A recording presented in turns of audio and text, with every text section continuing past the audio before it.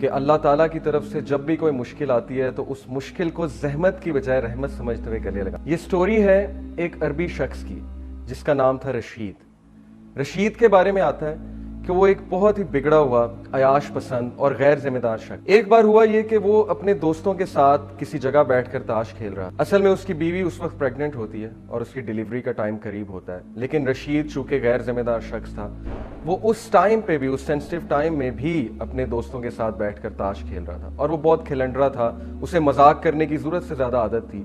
جب دل کرتا تھا کسی کو تنگ کرتا تھا، جب دل کرتا تھا کسی کو ٹانگ اڑا کے گرا دیتا تھا تاکہ لوگوں کو ہنسا۔ تو مذاق کی عادت میں وہ اتنا آگے نکل گیا کہ ہر وقت اس کو مذاق سوچا رہے۔ جب اسے کال آئی اس نے مذاق میں ٹال دی، اس نے کہا چلو ٹھیک ہے میں آتا ہوں۔ دوبارہ اسے کال آئی، کال کر کے اسے دوبارہ یہ یاد دہانی کرائی گئی کہ آپ کی بیوی کی طبیعت واقعی بہت زیادہ خراب ہے اور ان کو ہم ہاسپٹل لے جا رہے ہیں، ان کا شاید وقت قریب ہے، تو آپ پلیز تشریف۔ رشید نے کال سنی اور وہ اٹھا۔ جب وہ اٹھا اور جا رہا تھا تو وہ دوستوں کے ساتھ ایک لطیفہ شیئر کرتے جا رہا۔ راستے میں ہوا یہ کہ ایک اندھا فقیر رشید کے پاس آیا۔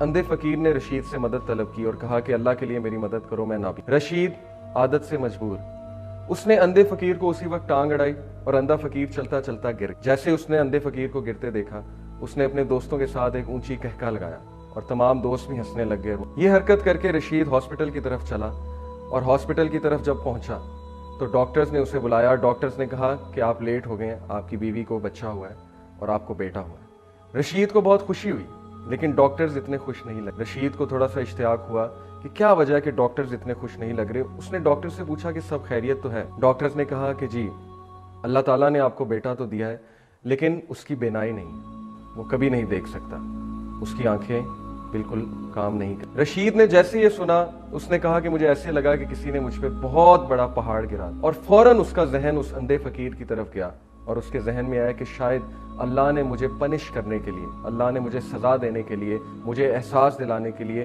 کہ تم نے اس اندھے فقیر کا مذاق اڑایا تھا، لو میں تمہیں اندھی اولاد۔ اس دن سے رشید نے اس بچے کو زحمت سمجھنا شروع۔ رشید کہتا ہے کہ مجھے اس بچے سے سخت نفرت، جب بھی وہ بچہ میرے سامنے آتا تھا مجھے کراہت محسوس ہوتی تھی اور میں اس کو اوائڈ، جبکہ اس کی والدہ اس بچے سے اتنی ہی محبت کرتی تھی جتنی میں اس سے نفرت۔ اس کی والدہ اس کا بہت دیکھ بھال کرتی تھی، میں اس سے جو ہے وہ نظریں چراتا تھا، کبھی کبھی وہ میرے پاس چل کے آ جاتا تھا، میری گود میں بیٹھ جاتا تھا، لیکن مجھے بالکل پسند۔ اس کے بعد اللہ تعالیٰ نے رشید کو 2 اور بیٹے دیے جن سے وہ بہت شدید محبت کرتا تھا اور ان کو زیادہ ٹائم دیا کرتا۔ ایک دن ایسا ہوا کہ اس کا بچہ جس کا نام سلیم تھا، وہ اپنے ابو کے پاس آتا ہے جبکہ اس کی عمر 6-7 سال ہو چکی۔ وہ رشید کے پاس آتا ہے اور رشید سے پوچھتا ہے کہ بابا چلے مسجد میں چل۔ رشید بہت حیران ہوتا ہے۔ رشید کہتا ہے کہ بیٹا تمہیں مسجد کا پتہ ہے؟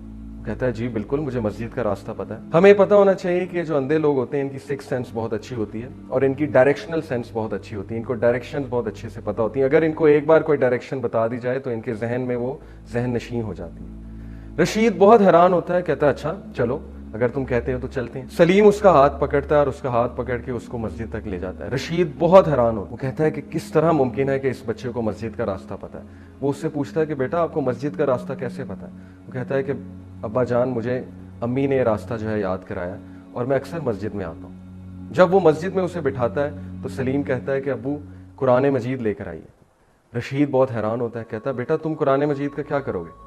وہ کہتا ہے کہ ابو میں آپ کو سورہ کہف سناؤں گا۔ رشید کو یقین نہیں آتا کہ یہ بچہ اس طرح کی باتیں کر رہا ہے۔ بہرحال وہ قرآن مجید لے کر آتا ہے۔ جب وہ قرآن مجید لے کر آتا ہے تو سلیم رشید کو کہتا ہے کہ ابا جان سورہ کہف کھول۔ رشید جتنی باتیں سن رہا ہوتا ہے سلیم کی اتنا ہی حیرت انگیز ہوتا جا۔ وہ کہتا ہے کہ بیٹا تمہیں سورہ کہف کا کیسے پتا؟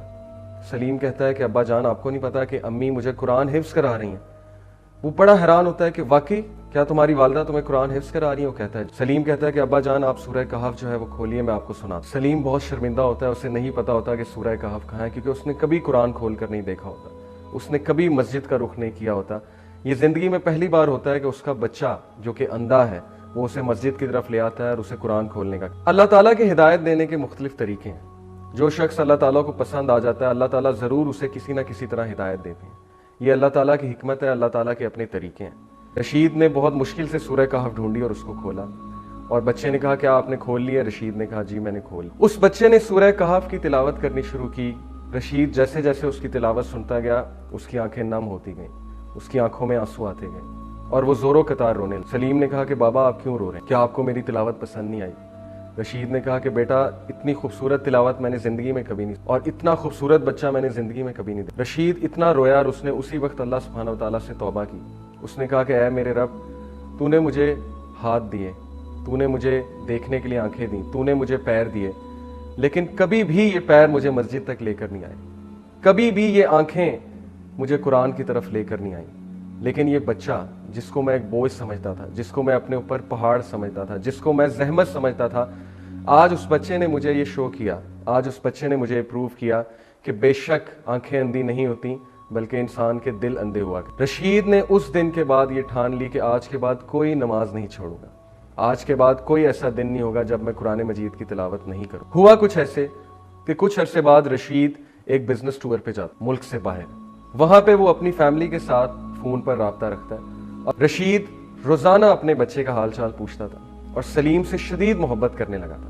کوئی ایسا دن نہیں جب وہ سلیم کا نہ سوچ، روزانہ پوچھتا تھا۔ کچھ ایسی مصروفیت آئی بزنس میں کہ اس نے اپنے بچے کا چند دن حال چال نہیں پوچھا۔ رشید گھر میں داخل ہوتا ہے اور اس کے دونوں بچے بھاگتے ہوئے اس کے پاس آتے ہیں اور اس سے گلے ملتے ہیں، اور وہ دیکھتا ہے کہ وہ کچھ افسوس۔ رشید ان سے پوچھتا ہے کہ سلیم کہاں ہے، یعنی سب سے پہلے وہ سلیم کا پوچھتا ہے۔ کہتے ہیں کہ ابو سلیم تو جنت میں چلا گیا۔ رشید کو اپنے پیروں سے زمین نکلتی نظر آتی، اسے محسوس ہوتا ہے کہ یہ کیا کہہ رہے ہیں میرے بچے، کیا یہ بات سچ ہے یا یہ کوئی محاورتاً بات کہہ رہے ہیں۔ وہ بھاگتا ہے، اس کی آنکھوں میں آنسو ہوتے ہیں، اس کا جسم کپ کپا رہا ہوتا ہے، اپنی بیوی کے پاس جاتا ہے، کہتا ہے کہ خدا کے لیے بتاؤ سلیم کہاں ہے۔ بیوی کہتی ہے کہ آپ کے پیچھے سے سلیم کو بہت زیادہ بخار ہوا، ہم اسے ہسپتال لے کر گئے، آپ سے رابطہ کرنے کی کوشش کی لیکن آپ سے رابطہ نہیں ہوا۔ اللہ تعالیٰ نے ایک امانت دی تھی وہ بچہ، اور اللہ تعالیٰ نے اپنی امانت واپس بلا لی۔ سلیم جس مقصد کے لیے آیا تھا شاید وہ مقصد پورا ہو گیا، اور اللہ تعالیٰ نے اس پیارے بچے کو اپنے پاس۔ رشید نے جیسے یہ بات سنی وہ زمین پر گر گیا اور زوروں قطار رونے لگا۔ روتے روتے اس نے آسمان کی طرف دیکھا اور اللہ تعالیٰ سے کہا کہ اے میرے رب ہے، اس بچے نے میری زندگی کچھ اس طرح سے تبدیل کی کہ اس نے ہمیشہ کے لیے مجھے تیرے قریب کر دیا، اور میں نے زندگی کا مقصد پا لیا، اور میں نے زندگی میں سکون پا لیا۔ میں تیرے قریب ہوا، میں تیری یاد میں آگے بڑھا، میں نے نمازیں پڑھیں، میں نے روزے رکھے، میں نے قرآن مجید کی تلاوت کی، اور اب جب اس بچے کا شاید مقصد ختم ہو گیا تو تو نے اپنی امانت واپس لے لی۔ تو ناظرین، یہ واقعہ میں نے آپ سب کے سامنے کیوں رکھا؟ اس واقعے سے ہم کیا سیکھ سکتے ہیں؟ دیکھیے، سب سے پہلی بات، زندگی میں آپ کا بھی کوئی نہ کوئی سلیم ہوگا، ضروری نہیں کہ وہ ایک ایسی اولاد ہو جو کہ اپاہج ہے۔ سلیم ایک مشکل کا نام ہے جو اللہ تعالیٰ آپ کی زندگی میں لے کر آئے۔ سلیم اس چیلنج کا نام ہے جو آپ کو فیس کرنا پڑے گا۔ سلیم اس رحمت کا نام ہے جو اللہ تعالیٰ نے آپ کی زندگی میں بھیجی تاکہ اللہ تعالیٰ آپ کو کچھ باتوں کا احساس دلا سکیں اور اپنے قریب لا سکیں۔ تو ناظرین، سلیم سے مت گھبرائیے، سلیم سے نفرت مت کیجیے، سلیم کو زحمت مت سمجھیے، سلیم کو گلے لگائیے۔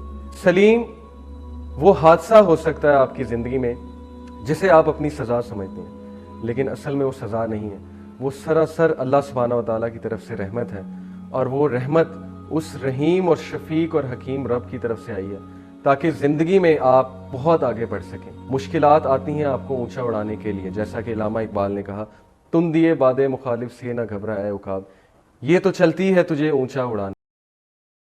جی ناظرین، یہ بالکل ایک زندگی بدلنے والا واقعہ ہے۔ یہ جو زندگی ہم لوگ گزار رہے ہیں یہ اللہ رب العزت کی عطا کردہ نعمت ہے، اور یہ نعمت اللہ رب العزت نے ہمیں بغیر کسی وجہ کے نہیں دی۔ اللہ رب العزت نے ہمیں اس دنیا میں کامیاب ہونے کے لیے بھیجا ہے، اور ہماری زندگی میں جتنی بھی مشکلات، دکھ اور تکالیف آتی ہیں یہ صرف اللہ رب العزت کی ناراضگی کی وجہ نہیں ہوتی، بلکہ یہ ہم لوگوں کے لیے رحمت ہوتی ہے، اور یہ ہمیں اللہ رب العزت کے نزدیک کرنے میں مددگار بھی ثابت ہوتی ہیں۔ جیسا کہ یہ واقعہ ہم لوگوں کو اس دنیا اور آخرت میں کامیاب ہونے کے لیے 5 وقت کی نماز کا اہتمام اور دین کے باقی تمام اعمال کو اپنی زندگی میں لانے کی ضرورت ہے۔ امید کرتا ہوں آپ کو آج کی یہ ویڈیو ضرور پسند آئی ہوگی۔ ملتے ہیں اگلی ویڈیو میں، جب تک اپنا خیال رکھیے گا۔ اللہ حافظ۔